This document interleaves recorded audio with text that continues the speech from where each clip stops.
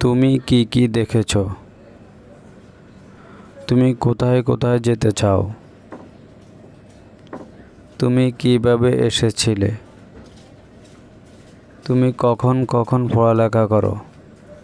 তুমি কোন কোন প্লেয়ারকে পছন্দ করো? Hello viewers, welcome to my channel English now and দেন।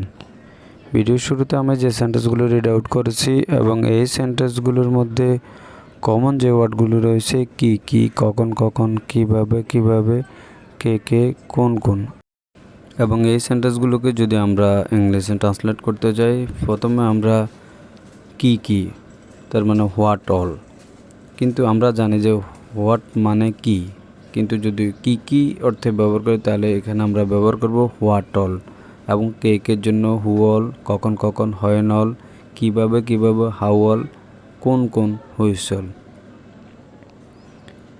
আরও ভালোভাবে বোঝার জন্য আমরা একটা স্ট্রাকচার ফলো করতে পারি, আর স্ট্রাকচারটি হবে এরকম: what all, how all, when all, who all, which all, then sentence, এবং সবশেষে আমরা একটা ইন্টারোগেটিভ চিহ্ন ব্যবহার করব। তাহলে এক এক করে দেখে নিই আজকের ভিডিওর English ট্রান্সলেশনগুলি।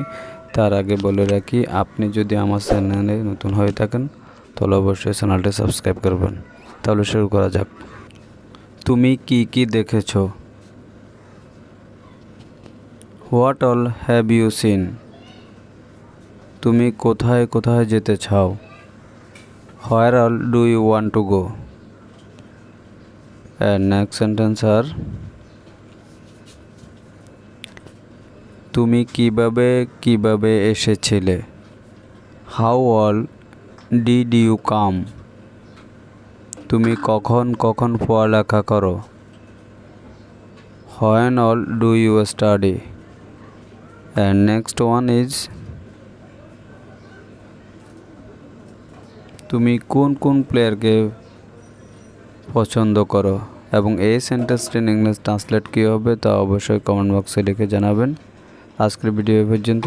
Thank you all, thank you everybody. Please do like, share and comments. Never must take to subscribe this channel. Thank you once again.